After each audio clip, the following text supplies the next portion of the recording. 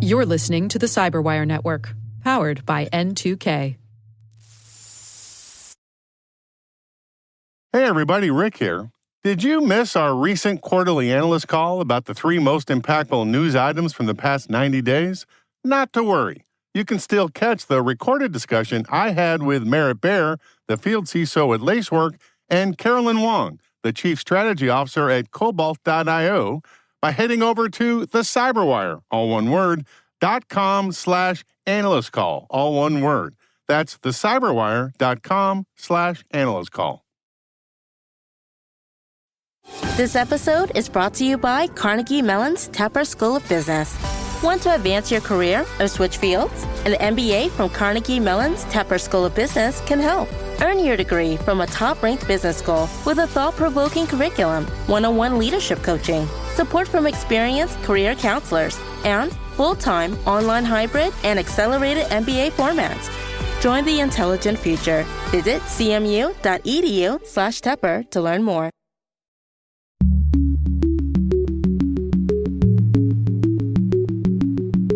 When you look at the regulatory authorities that are out there today, the SEC does make a fair amount of sense because it can cover publicly traded companies, and in this case, they've also covered companies in the investment business as well. Hello, everyone, and welcome to Caveat, the CyberWire's privacy surveillance law and policy podcast. I'm Dave Bittner, and joining me is my co-host Ben Yellen from the University of Maryland Center for Health and Homeland Security. Hello, Ben. Hello, Dave. Today, Ben has the story of Google moving to end geofence warrants. I've got the ongoing debate on whether or not to pay the ransom. And later in the show, we're joined by Paul Kurtz, Chief Cybersecurity Advisor and Field CTO at Splunk, with his perspective on how the CISO and board view the new SEC cyber disclosure regulations. While this show covers legal topics and Ben is a lawyer, the views expressed do not constitute legal advice. For official legal advice on any of the topics we cover, please contact your attorney.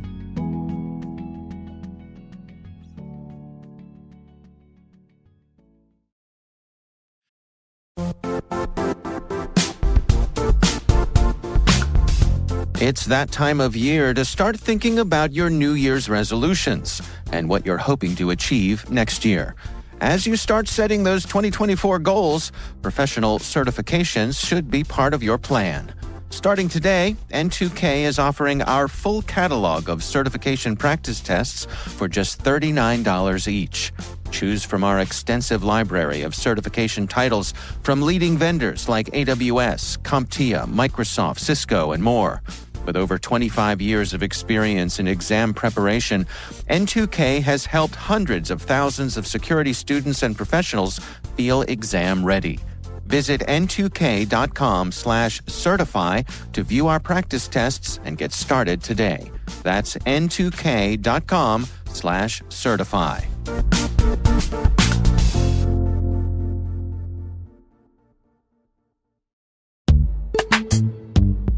This episode is supported by Code Comments, an original podcast from Red Hat. Be honest, do you comment your code? When you're working on a project and you leave behind a small note in the code, a code comment, to help others learn what isn't clear in the code. Sometimes we leave comments for other people. Sometimes we leave comments for ourselves, a type of breadcrumbs. There's a lot of work required to bring a project from purchase to production, and the documentation doesn't always cover changing team dynamics. So the Code Comments podcast, which is hosted by Jamie Parker, he's a Red Hatter and an experienced engineer. In every episode, Jamie recounts the stories of experienced technologists from all across the industry who share what they've learned from implementing new technology. So if you're interested in real stories from real people going through real change, check out the Code Comments podcast. You can search for Code Comments in your podcast player. We'll also include a link in the show notes. My thanks to Code Comments for their support.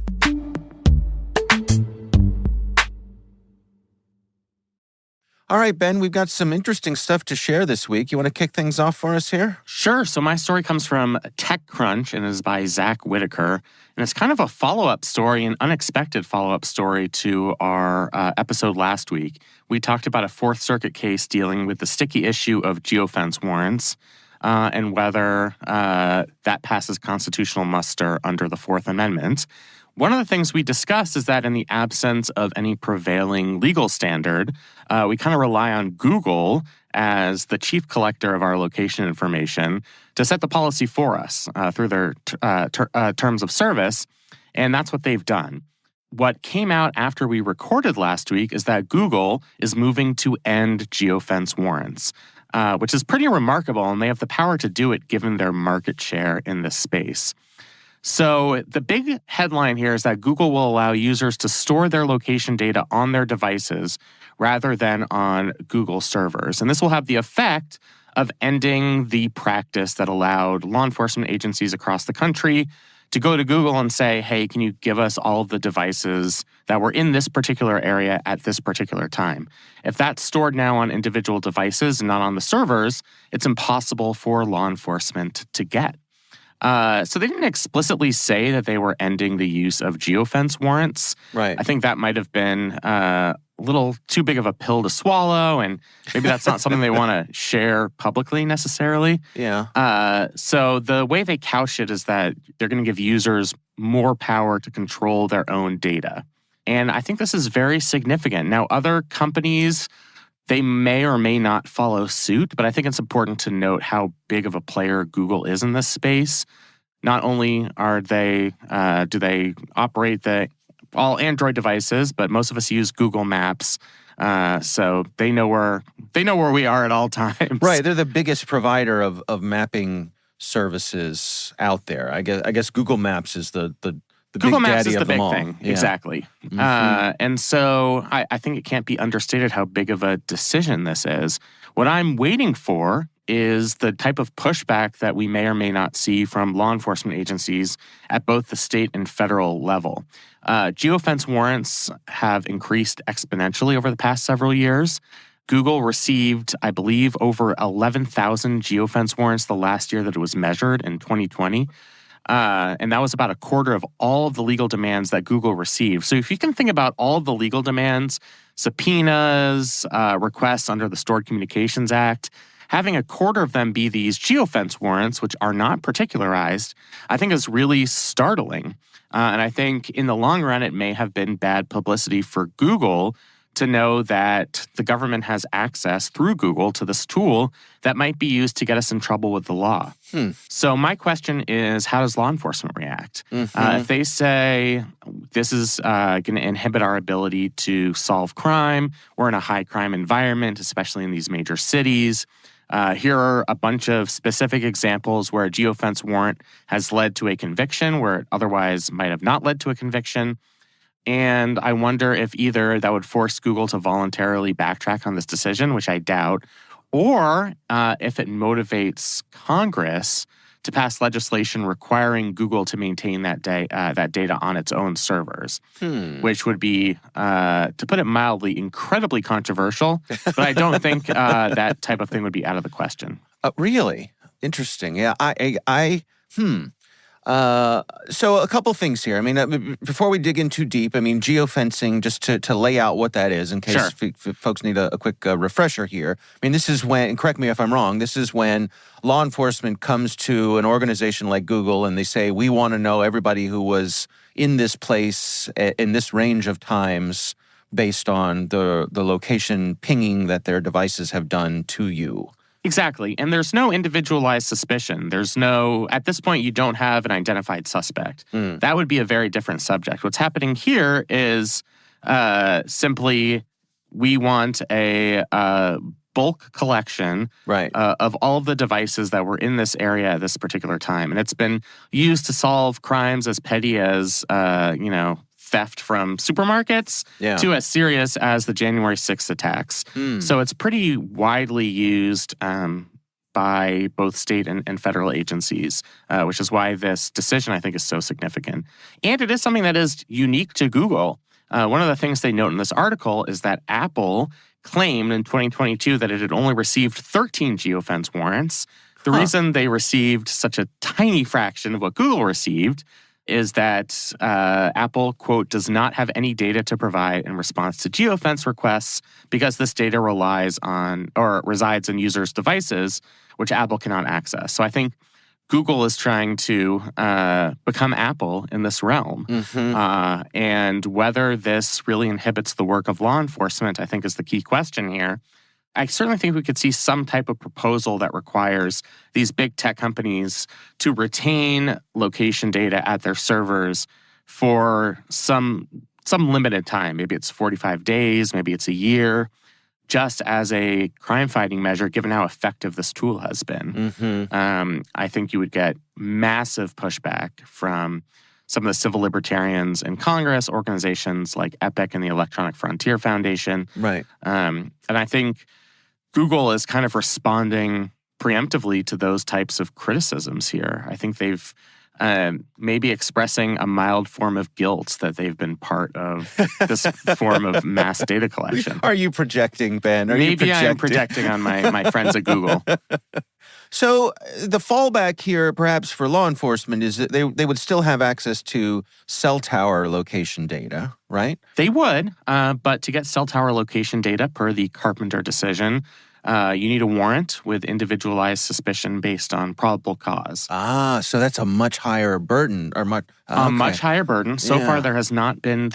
Google had required government to produce a warrant for them to turn over geofence data. But the government never needed individualized suspicion because by necessity or by definition, when you're asking for a geofence warrant, you're asking for everybody's information, not just one person's information. Right. So cell site location information usually pertains to an individual, and per the Carpenter decision, that requires a warrant based on probable cause, which is difficult to obtain, especially when you're at the beginning of an investigation. You don't have any leads, and it's just one of those things that's going to make the life of a law enforcement agency that much more difficult. So at the risk of getting in the weeds here, why is it that the Carpenter decision made it so that cell tower location data requires that individualized suspicion, but a geofence from someone like Google does not? Well, I guess I should be clear here. So things like tower dumps, which are kind of the very close cousin of geofence warrants, still might be permitted. I think there's some disagreements with the jurisdiction. So tower dumps are getting the cell site location information from everybody within a particular area at a particular time. Okay. I think the Carpenter decision makes it more difficult because we have this Supreme Court finding that there's something unique about cell site location information. The unique things about cell site location information vis-a-vis something like Google Maps is the lack of voluntariness. I see. So all of us use our devices. We have to use them to participate in modern life. Right. We're not really consenting to any any company collecting our data here. We're heading towards the EULA, aren't we, Ben? We're heading towards the EULA. Yeah. But I think what the Supreme Court says, I think they've actually kind of dismissed the fact that you can EULA your way out of this, so to speak, by saying you need a cell phone to participate in modern society. As soon as you turn on your device, it pings a tower. So you're not really making any conscious choice to forfeit your reasonable expectation of privacy. Whereas for something like Google Maps, you are making that choice. I mean, you do have to agree to the Google Maps terms and conditions. And it's just much more obvious to an average consumer that when you're using mapping technology rather than just making a call on your cell phone, your phone company is going to have an idea of your location. That's just much clearer to the average non-tech savvy consumer. So I don't think this necessarily means that all tower dumps are unconstitutional. I just think because of the Carpenter decision, there is this increased level of protection for historical cell site location information. Yeah. All right. Well, I mean, this seems to me to be a good thing for individual privacy. I think so. And I think for Google's reputation as a company that is privacy conscious, and, I think perhaps their view in the long run is that this will be better for their bottom line. Yeah. All right. Well, we'll take it. We'll see how it plays out, right? Yeah. Yeah. All right, we'll have a link to that story in the show notes. My story this week comes from our friends over at the Washington Post, specifically Tim Starks, who writes the Cybersecurity 202 at the Post and also is a regular over on the CyberWire podcast with me. In light of the recent story, as you and I are recording this here today, we got word that the ransomware group Ricida has posted about 1.5 terabytes of data on their darknet site, on their leak site, that affects Insomniac Games. They're the folks who make Spider-Man 2. They have a game that they're working on with the Wolverine character. And basically what happened is Ricida hit Insomniac Games with ransomware. Insomniac Games said, we're not paying the ransom. And Ricida said, okay, we're going to publish your stuff. And that's what's happened. Ricida has stuck to their word. Can I just say something really quickly on this? Sure. They said that they were able to obtain the next 12 years worth of sensitive commercial and strategy documents, Slack screenshots, and personnel files that would reveal the studio's release slate for 12 years. I had no idea that these companies, and maybe it's not universal for all these companies, do that level of planning. I'm frankly kind of impressed. I don't know what I'm going to be doing 12 days from now, let alone 12 years from now. Right, exactly. What's your 12-year plan? Yeah. I don't know. Try not to die? I'm not going to, I don't know what I'm having for lunch today. I don't know what my 12-year plan is.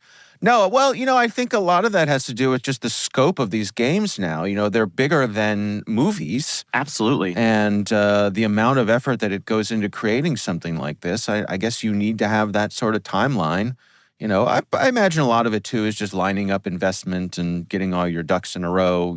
I'm sure some of it's aspirational. Right. But that leads me to the story in the Washington Post from Tim Starks and his colleagues there, where they surveyed a bunch of cybersecurity professionals to see whether or not they are for or oppose a ban on paying the ransom. Any guesses of where this landed, Ben? Well, I have the answer, you unfortunately, read in front of me. So, okay. Well, according to the survey, 74%... We should give our users or our listeners just a quick second to think up their own answer and then see if it aligns with the actual number. Yeah, I'm trying to think what I would have thought. I guess I would. This tracks with me. So here's the answer is 74% of the cyber experts that the Post surveyed oppose a ban on paying ransoms. That's in line with what my expectations would have been as well. Yeah. But why would you have thought that it would go this way? I think I've just talked to enough individuals who have been impacted by ransomware events, specifically in my work, units of local government, who are caught so flat-footed that they're being presented with some of the worst options imaginable, and they don't want to be hemmed in by any type of ban like this, given how desperate a situation it becomes when you have to recover that data. All circumstances are different, and I think that's what some of these experts are getting at here. But yeah, it's more just kind of a general vibe I've gotten from talking to people in this space. Yeah. This article goes through some of the pros and cons, the arguments for and against. They say arguments against a ban include the risk of penalizing the victims. And they point out, especially folks in critical infrastructure, just taking away their options. If you're supplying water for a town and paying the ransom means that the water gets turned back on, that's something you got to weigh. Right. Those are the conversations people are having. It's never, it's always easy in the abstract to say, oh, I would never pay a ransom. Mm-hmm. You're encouraging the cyber criminals. But until you've been in that situation, now granted, paying the ransom doesn't guarantee anything, but it's you have to kind of put yourself in those shoes. Yeah. There's a worry that it would drive the activity underground, that people would still find a way to pay the ransom, but they just have to hide it from regulators, from their investors, all that sort of thing. I'm just going to Venmo you for fantasy football. Right, exactly. For an amount of $1 million. Yeah. Right. And then also people question if this is the government's role here. Does the government have a place to enforce a ban like this? And that's an interesting question. That is an interesting question. I'm kind of more torn on that question. I sort of think they do, just given how vast an impact it can have, especially on governments, but also large companies in the private sector. Like, it does have downstream effects on the economy. And so I think the government has a sufficient interest in that. If you take the Constitution at its word that the government can regulate interstate commerce, I think a big ransomware attack, if you were to make an assumption that government policy could stop ransomware attacks, I think it's within reason that the government would have a role here. That's my view on it. And then turning to some of the arguments in favor of the ban, obviously, if you can't pay the ransomware people and they can no longer get their money, then they're going to move on to something else, theoretically, right? Yeah, they're in this for the money. And if there's no money, why bother? Right. But there's some other interesting things here. I mean, they point out that it could encourage better security practices. If you take away the option of paying the ransom, then that means you have to build a stronger wall around your organization or put better things in place to prevent it in the first place. That's compelling. The one pushback I could see to something like that is even companies who follow NIST standards and all security guidelines, they are still the victim of attacks. It can still happen as cyber criminals get more sophisticated. So, yes, it might incentivize better security practices, but that's not a foolproof answer here. Yeah, it kind of reminds me of that old chestnut of we do not negotiate with terrorists. Right. You should probably negotiate with terrorists sometimes. Well, I think it's probably more accurately said we don't negotiate with terrorists except when we do. Right. And I think a ban would be that as well. There would be exceptions. And that's one of the things they point out here is how do you decide what entities get exceptions? Do public companies are they banned from paying, but a private organization or a critical infrastructure provider is allowed to pay?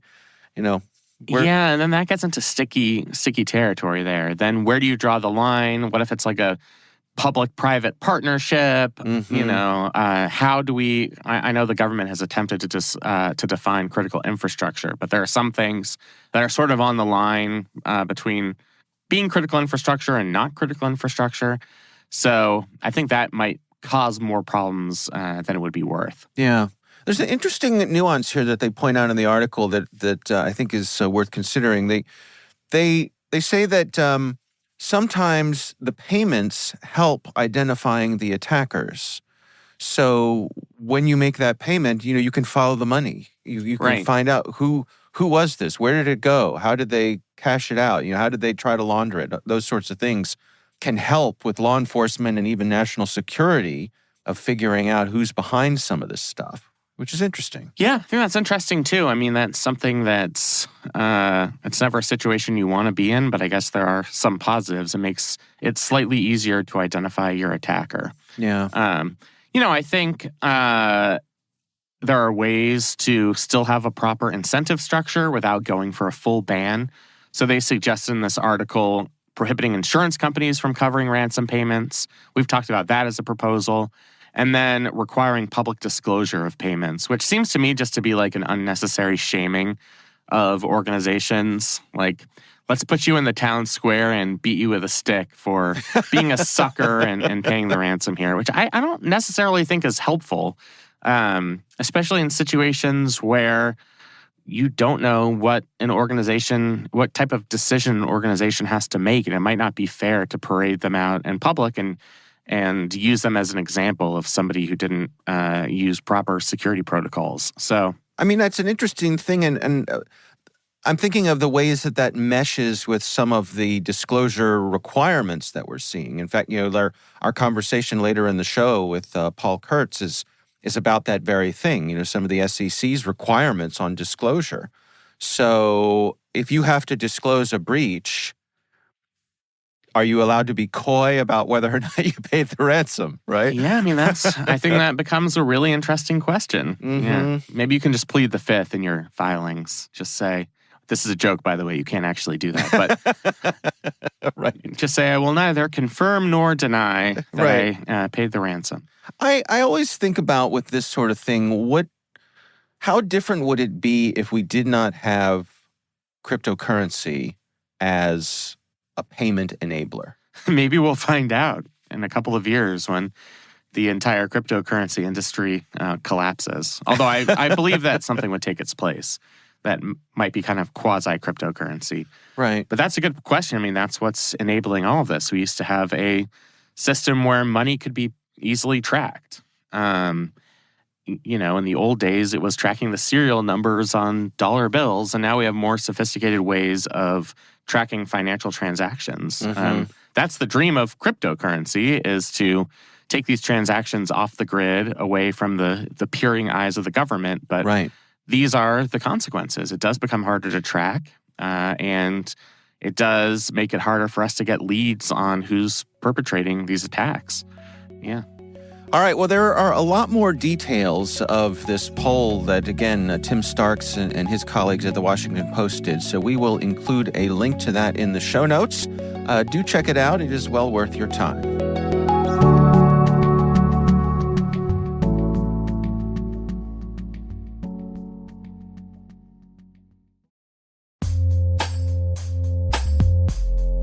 With over 8,000 threat hunters analyzing over 65 trillion signals daily, Microsoft works tirelessly with the federal government to keep our nation's data secure. This 30-plus year partnership is driving mission innovation that is secure by design.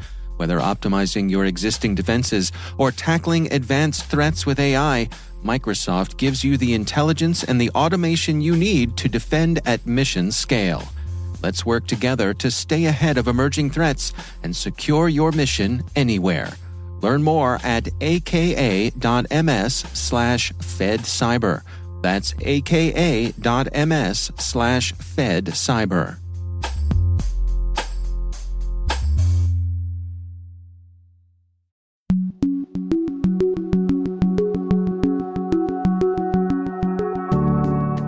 Ben, it is my pleasure to welcome to the show Paul Kurtz. He is Chief Cybersecurity Advisor and Field CTO at Splunk.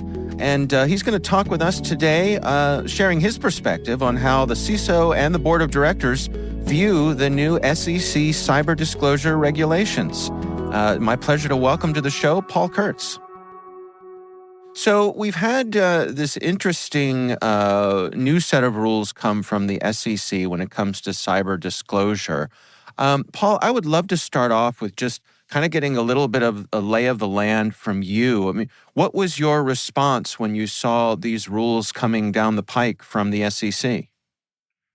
Well, I thought it's probably one of the most significant developments we've seen in some time, of really holding companies to task on the status of their cybersecurity efforts. Previously, there were, if you will, 10K filings that specified, some cybersecurity data, but really the SEC had not really done anything to really direct greater compliance and disclosure with the new ruling that just went into effect yesterday. So, Paul, why do you suppose that the SEC is the appropriate organization here to take this on? It's a really good question, Dave. When you look at the regulatory authorities that are out there today, the SEC does make a fair amount of sense because it can cover publicly traded companies, and in this case, they've also covered companies in the investment business as well. And you already have a normal reporting structure for 10Ks and quarterly filings. And so it makes it a worthy channel in order to disclose cyber events. If you look out to the regulatory space and others who might have that kind of jurisdiction, they really don't exist. And then I think I'd be wrong if I didn't say that the chairman of the SEC is very much of an activist on cybersecurity, and for some time has wanted to, if you will, bring greater disclosure into publicly traded companies so that investors have greater insight into how cyber attacks might be affecting their investments. Hey, it's Ben here, Paul. First of all, good to be talking with you. My question is, how do you get buy-in, especially in some of these C-suites, on having cyber expertise on boards or giving enhanced power to CISOs? How do you get buy-in from senior leadership in organizations to convince them that this is a serious problem worth addressing, just given resource constraints? Yeah, well, I think the SEC guidance really helps bring that buy-in, because now it is hard for boards of directors to, so to speak, sidestep and, if you will, not see disclosure as an issue of importance. Previously, boards of directors, it was approving the budgets for cybersecurity, a lot of toing and froing on whether or not, we needed to spend, or the companies needed to spend money on cybersecurity. But now that's all changing. And I think the CISO now has, if you will, more heft in the ability to influence boards of directors, that their compliance status needs to measure up to reality. By that, I mean, if you have companies that are complying with, with all the various guidance that's out there, you also need to be able to to back that up with real technology. It can't just be a statement of compliance that is not backed up with capability. And in fact, in the case of SolarWinds, where the CISO was held to task, and actually is a defendant, I think will underscore the importance both for boards of directors and obviously for CISOs in wanting to make sure that reality matches whatever compliance guidance they might be putting together. I guess I feel like a lot of CISOs, their pleas fall on deaf ears. And there's been just a problem of not listening enough to the CISOs. I've kind of heard that in the public and private sectors. And I guess my worry is it's going to take an enforcement action for organizations to take this seriously. So I guess my question is, can you give us like the worst consequences you can imagine for an organization for not being prepared to comply with these? Let's create some fear in some of our listeners here. What's the worst case scenario for an organization if they do not try to address this problem adequately? I think the worst case scenario is that the SEC steps in and finds somebody not to be in compliance with a regulation and names them as a defendant in a case. And we've already crossed that threshold. In the case of SolarWinds, the CISO has been named as a defendant and is going to be held to account. So that is a worst case scenario in terms of a CISO. What that means in terms of the company itself is a little more opaque. But I would think that going forward, given that the SEC regulation is now in place, that we're going to see more action on the part of the SEC to hold companies to account as well. Paul, I'm curious for your insights on practical things that folks should be doing now. Both the CISO and if I'm somebody sitting on a board, what sort of boxes should I be checking off or things, lists that I should be making to make sure that my organization is doing the right thing here and not running afoul of the SEC? Yeah, I think the security infrastructure that you have in place has to match up with what you say you are doing in order to secure yourself. So that's kind of point one. In other words, the realities have to match. You have the appropriate security controls in place with the supporting technology, and you're regularly understanding the status of your systems. In effect, having that mission control, that ability to have real insight in real time on the status of your capabilities. This requires really the CISO and the board to come together. In other words, it's not necessarily all on the CISO, and it's not necessarily all on the board. So we're going to have to see, or I think what we will see, is boards of directors and CISOs working more closely together to make sure that they have a program, a process in place in order to handle disclosures relating to hacks. And I think we've seen this just in the past 24 hours with VF Corp disclosing that they've in fact had a breach, where you can see that there's a level of coordination between the CISO and the company itself as to what they're ready to disclose as far as a hack that occurred a couple months ago. Yeah, I'm curious, Paul, in the past, I don't know, year or so, maybe a little more than that even, it seems to me like there's been a necessary elevation of the role of the CISO. And I think a lot of people complain that, CISOs aren't truly members of the C-suite yet, that there's still some work to be done there. But it seems to me like there's really been a recalibration and an emphasis both on the role of the CISO, but then also making sure that your board of directors has the necessary expertise when it comes to some of these technical issues. Do you think my line of thinking there is on track? Has that been your experience as well? Yeah, I do think, Dave, you are on track on that. In that, there is greater coordination and understanding between the CISO and the boards of directors. I will say that I do, and I was at a conference a couple of weeks ago in Charlotte and met with a lot of CISOs, and CISOs are concerned. They're concerned because they now, with the new guidance, there's a lot of responsibility that they hold regarding the security of the enterprise, and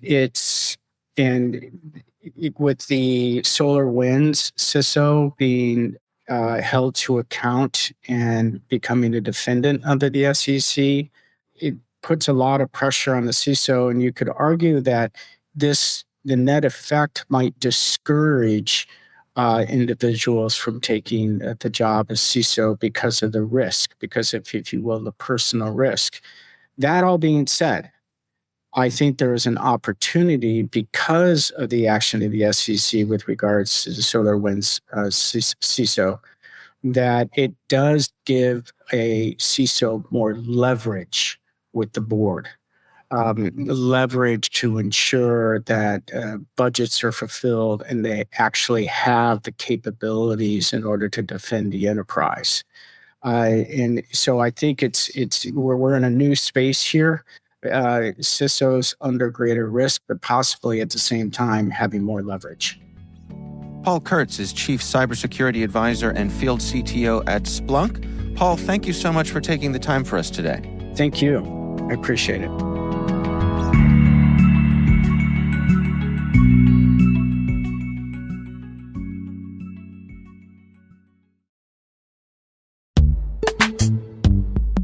And now, a word from our sponsor. The Johns Hopkins University Information Security Institute is currently seeking qualified applicants for its innovative Master of Science in Security Informatics degree program. Study alongside world-class interdisciplinary experts and gain unparalleled educational, research, and professional experience in information security and assurance.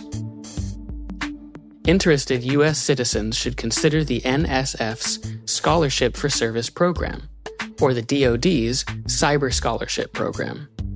Both scholarships cover tuition and provide more than $30,000 in an additional annual stipend. Apply for these scholarships to start in the fall semester at cs.jhu.edu/MSSI.